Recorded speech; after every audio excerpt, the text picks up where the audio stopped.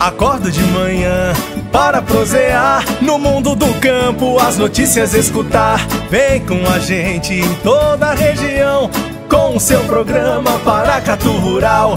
Tem notícias, informação e o mais importante, sua participação. Programa Paracatu Rural. Programa Paracatu Rural. Gente, nós vamos iniciar o nosso programa de hoje com a última parte da matéria especial Planejamento Estratégico para enfrentar a seca do próximo ano. Não seria novidade se eu dissesse que vai acontecer o período de seca em boa parte do país no próximo ano, né? Pois é, impreterivelmente, as mudanças climáticas que marcam o outono e o inverno, que com a redução do volume e frequência das chuvas, a diminuição das horas de luz por dia e também queda de temperatura, comprometem o crescimento da planta, resultando em baixa ou nula produção de matéria seca por hectare e perda da qualidade da forragem disponível, então, para os animais em pastejo. Esses eventos, além de resultarem em um efeito negativo no desempenho dos animais, estão diretamente ligados à capacidade de suporte da fazenda. Dessa forma, a taxa de lotação durante o período de seca se torna um dos grandes problemas porteira adentro, sendo um contraponto quando pensamos em aumento da taxa de lotação e ganhos em produtividade. Na prática, dificilmente a lotação obtida durante as águas será sustentada durante o período de seca. Para isso, é necessário planejamento, fazer análise de solo, como nós já falamos aqui, escolher a semente correta e ainda realizar alguns cálculos simples. Quem explica isso direitinho para a gente é o Fabrício Andrade, colaborador do Paracatu Rural e engenheiro agrônomo. Na verdade, nós priorizamos não faltar alimento, entendeu? Então, para isso, nós temos que fazer um cálculo da seguinte maneira. Nós pegamos o número de vacas, vamos imaginar, nós temos 10 vacas, então eu coloco 10, certo? Vezes o número de dias de seca que eu tenho no ano. Então, Paracatu eu tenho 200 dias de seca, vezes a quantidade de silagem que cada vaca come. Então, eu vou considerar que cada vaca come 40 quilos de silagem por dia. Essa vaca come 40 quilos é aquela que dá 20 litros? É aquela, exatamente. Eu coloco 40 por quê? Porque todo cálculo agronômico que eu vou fazer, eu sempre tenho que jogar para mais ou para menos. Certo? No caso dos animais que vão comer, eu tenho que jogar mais. Tá certo que tem vaca que come 30 quilos, 35 quilos, mas às vezes ela dá uma bocada lá e um punhado cai no chão. Certo. Vem uma galinha, cisca o coxo, cai no chão, tem que jogar sempre a mais. Então, existem animais que comem menos, mas eu vou considerar 40 quilos por vaca. Então, recordando aqui, 10 vacas que dão 20 litros de leite. Eu tenho 10 vezes 200 dias de seca, no caso de Paracatu. Isso. Vezes os 40 quilos que cada animal consome. Exatamente. Isso aí, Francis, dá um total de 80 mil. O que é esses 80 mil? É a quantidade de quilos, certo? De silagem que eu vou precisar. Então, considerando 10 vacas comendo durante 200 dias, que é o dia que elas vão ficar no coxo comendo porque tá em seca. Certo. E considerando que cada uma come 40 quilos, eu vou precisar de 80 mil quilos de silagem para 10 animais, para 10 vacas, certo? Então, se eu pego 80 mil quilos de silagem, né? Que quer dizer 80 toneladas. Se eu pego 80 toneladas e divido por 30, no caso do milho, por exemplo,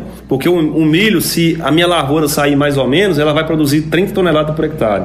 Entendi. Então, se eu pego 80 e divido por 30, eu vou ter 2,6 hectares. Certo? Então, para que eu possa tratar de 10 vacas comendo 200 dias no coxo e cada vaca comendo 40 quilos de silagem, eu preciso plantar 2,5 hectares de silo. Isso é para milho. E para sorgo? Para sorgo eu posso pegar os 80 hectares, divido por 25, que ele vai produzir um pouco menos. Eu vou precisar de 3,5 hectares de sorgo, porque eu dividi por 25, porque o sorgo vai produzir menos. E para a cana? Se a cana tiver bem plantada mesmo, adubada, eu vou precisar de 1 hectare só de cana. Entendi. Porque 1 hectare de cana produz 70 toneladas para cima. Entendi. Certo? Agora, se a minha produtividade for grande, se eu produzir muita coisa, eu posso diminuir a área de plantio. Entendi. Se o pasto tiver sido bem plantado, exatamente, bem preparado, tudo. Só que Francis, eu não vou fazer uma besteira dessa, de diminuir a área de plantio. Por quê? Porque o produtor, nós falamos que ele precisa incorporar o agricultor. Quando ele souber incorporar o agricultor, ele vai perceber que em vez de ele produzir 30 toneladas por hectare, ele vai produzir 50. Certo. Porque existe produtor que produz 50 toneladas por hectare de milho. Se ele incorporar o agricultor e produzir essas 50 toneladas por hectare de milho, ele vai ganhar dinheiro vendendo uma sobra. Exatamente. Ou ele vai diminuir a área dele, vai gastar menos dinheiro para produzir aquela silagem, ou ele vai sobrar silagem no bolso dele, ele vai vender e vai ganhar dinheiro com isso aí. Entendi. De qualquer forma, ele vai baratear a sua comida e vai ganhar mais dinheiro com leite. Entendi. Então é aí que está o pulo do gato. Não adianta o produtor ficar reclamando de preço de leite, porque essa novela aí nunca muda, tá sempre a mesma coisa. Sempre o preço do leite é regulado por algumas forças sobrenaturais aí, entre aspas, que a gente não sabe quem é, e isso de certa forma prejudica o produtor rural de leite, que é um vencedor, que é um campeão na vida. Mas nós, como técnicos do ramo, eu como agrônomo, por exemplo, eu tenho a obrigação de orientar o produtor nesse sentido, que não adianta ele ficar lá chorando na fazenda dele e produzindo uma silagem de cara, tendo que gastar muito dinheiro para produzir pouco. Eu tenho que falar a verdade com ele, porque ele precisa produzir muito e gastar pouco, para que isso, de certa forma, sobe dinheiro no bolso dele, porque 70% dos custos dele é com alimentação. E uma silagem, Francis, de baixa qualidade, arrebenta com ele no meio. Como nós já proseamos em outros momentos, um bom planejamento é fundamental para qualquer atividade. Nesse caso, não é diferente. A falta de uma estratégia para enfrentar o período de seca pode, por exemplo, fazer com que você, produtor, precise vender animais na tentativa de desafogar, então, a sua fazenda por falta de pasto, sujeitando, então, aos preços pontuais de mercado, o que nem sempre resulta em uma boa remuneração.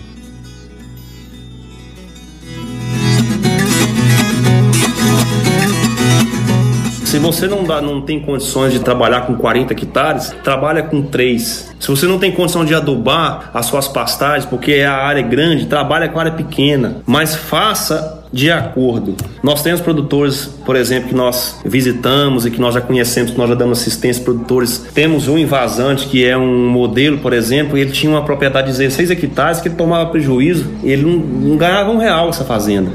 É um sítio, né, 16 hectares. E então ele passa a intensificar suas pastagens, porque a pastagem ainda é o alimento mais barato, é mais barato do que silagem, é mais barato do que ração, se você tem uma silagem, uma pastagem de qualidade. Ele passa a intensificar ela com adubação, com esterco, que é matéria orgânica, com irrigação. Ele tirava 40 litros em 16 hectares, ele passa a tirar 500 litros em 2 hectares, porque ele intensificou as suas áreas, adubou, estercou e irrigou. Então é isso que a gente prega para os produtores, sabe? A gente prega isso, que ele intensifique as suas áreas. Se não dá conta de mexer com a área grande, então trabalhe com a área pequena, porque trabalhar com fertilidade de solo não existe meio termo. Não existe meio termo em produtividade. Ou você produz ou não. Não tem como uma fêmea estar grávida ou ela está mais ou menos grávida. Ou ela tem bezerro na barriga ou não tem. Ela está mais ou menos grávida. Não, isso não existe. A mesma coisa é fertilidade. Fertilidade de solo e nutrição de plantas, ou você faz ou você não faz. Você não tem como você fazer o meio termo, entendeu?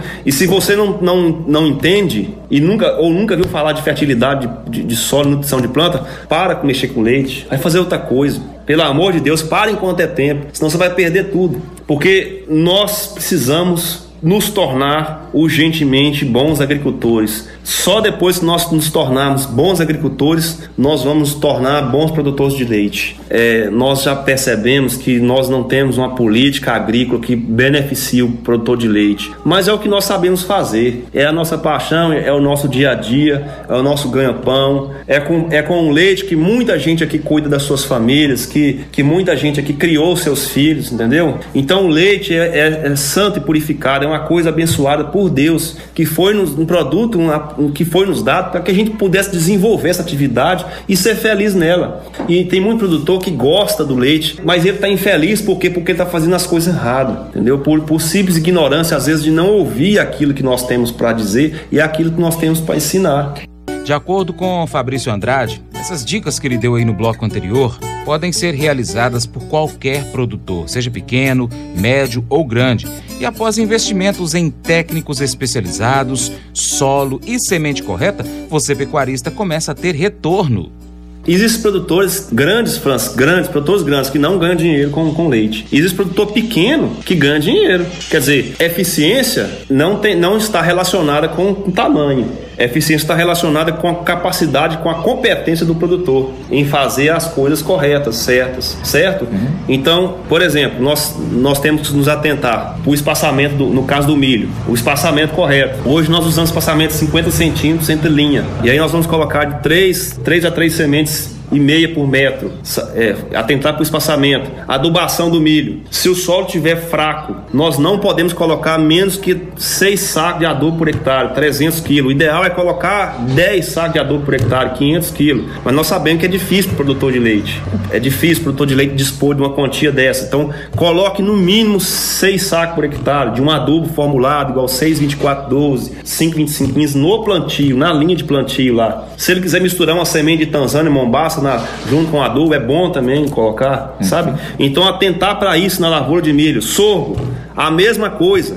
Atentar para o espaçamento. Nós devemos colocar no espaçamento de 50, no máximo aí umas 6 sementes de sorgo, porque senão o sorgo cresce demais e ele cai.